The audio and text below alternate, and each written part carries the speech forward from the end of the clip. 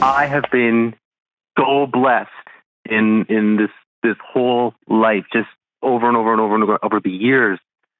I'm in my 40s now. I'm just like blessed and blessed and blessed and blessed. But I feel like I'm losing my wife.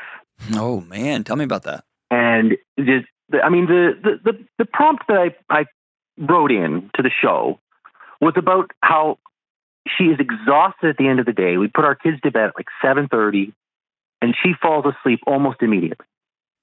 She's how old are your kids? Gone. Like she's sleeping. They are in elementary school. Okay. Just almost 7 and 9. Okay. And she falls asleep.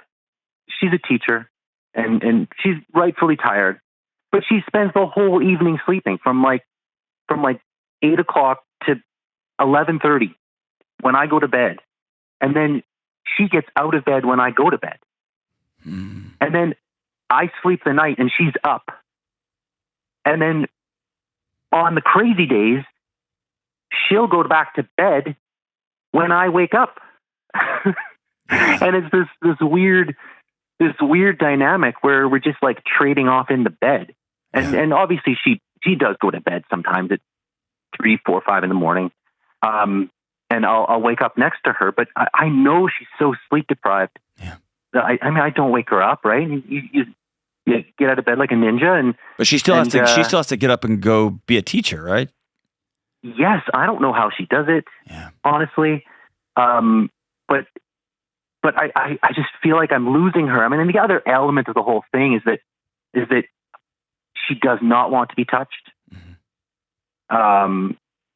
Hugs and intimacy and anything to do with physical contact is just out of the picture. Like it just does not happen. And where's the origin of that? This is an ad for BetterHelp. I talk to hurting people for a living, and yes, I can help out folks in tiny chunks of time here on the internets, but often more help is needed. That's why I recommend people go to therapy. And if you're thinking about therapy, try BetterHelp. It's 100% online, so it's affordable and convenient. They've got over 30,000 therapists, and they're great at finding just the right one for you. Visit BetterHelp.com/Delony for 10% off your first month. Where's the origin of that? Has it always been that way, or is that new? Since our 7-year-old was born was when I really noticed it. Okay. Where it was like, just don't touch me. And I thought it was a phase, and maybe it was, but it's a long phase. Yeah, you're on 7 years. Like, I refuse. It would not only be unethical and all that, but it's very hard to do this. I would suggest, so I'm not going to make any diagnostics on this show, but I would suggest that your wife is struggling pretty deeply and she needs to see somebody ASAP. And she is. Okay. And it's been a long time, and it doesn't seem to be changing anything. It doesn't seem to be. Then she's not meeting with somebody, because anybody worth their salt would ask the questions as part of an intake. Tell me about your sleeping. And she has a dysregulated sleep pattern that is very, very unhealthy, that makes it impossible to have any sort of cognitive clarity. Mm-hmm. Mm-hmm. Yeah, I see that. Yeah. It's these little bursts of crashing wide-eyed, right? Mm-hmm. Mm-hmm. On top of a newly emergent, like, don't touch me. Like there's some big alarm bells going off in my mind that she's really not well. Mm-hmm. Yeah, and you combine that with stress. Of course. Like there's so many things that stress her out. Of course. Crowds and clutter and finances and. But all of those things, all of those alarm bells have a central source. Mm-hmm. When's the last time y'all went on a date and just looked at each other and said hi? It's been a few weeks. Okay. In the summer, we had a couple. That wasn't a few weeks. That was like months. Yeah. Yeah, I mean, and dates are not intimate. Yeah. It feels like I'm going out with my sister. Hmm. They are not like. Have you put that on the table? What would that look like?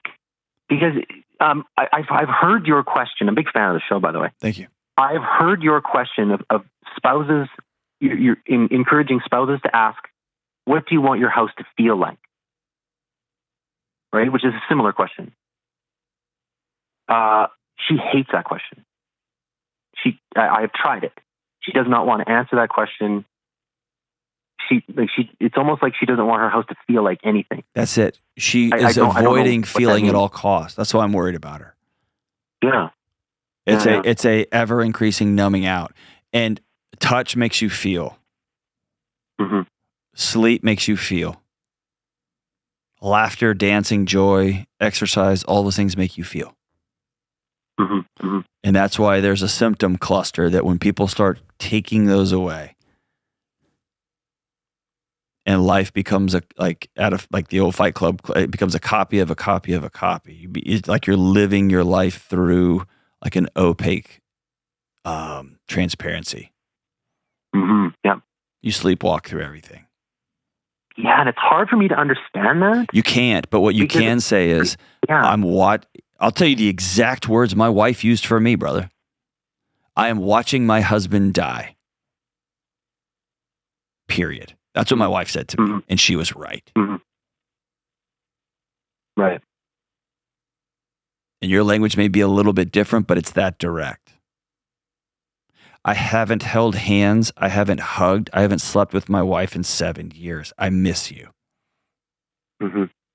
I'm watching you not sleep, and I'm watching you melt underneath me. And as somebody who loves you and who's created humans together, I can't stand by idle any longer. And here's my challenge to you. The next step? The next step is I'm going to go with you to a 30-day inpatient and drop you off. You're not okay. And if you've listened to my show for a while, you know I don't normally go here. That's where she's at right now. We can't afford it. I'm not going to do it, yada, yada.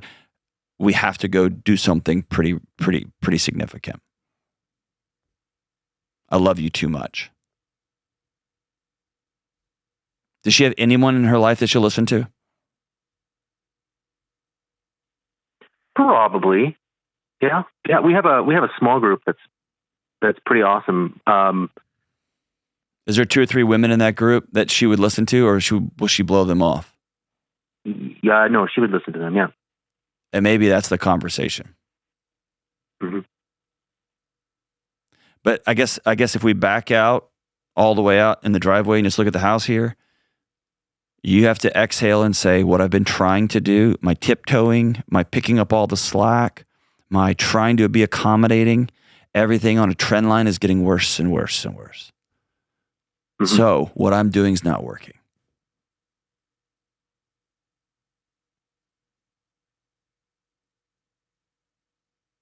The way I'm hearing you describe it is like you're holding a handful of sand and your wife is just beginning to slip through your fingers. Yeah, I mean, that's maybe a dramatic way of putting it, but yeah.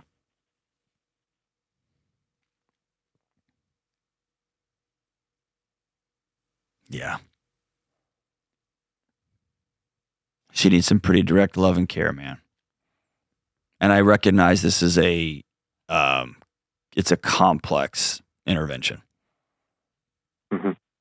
It's extremely complex because there's never an acute crisis moment. No. Right? It's a slow suffocation, fade, slow bleed. Yes. Yeah. Where if something were to happen, we could deal with it, and it would be like a moment of clarity or whatever. But as it is, it's just we've gotten here. How have we gotten here?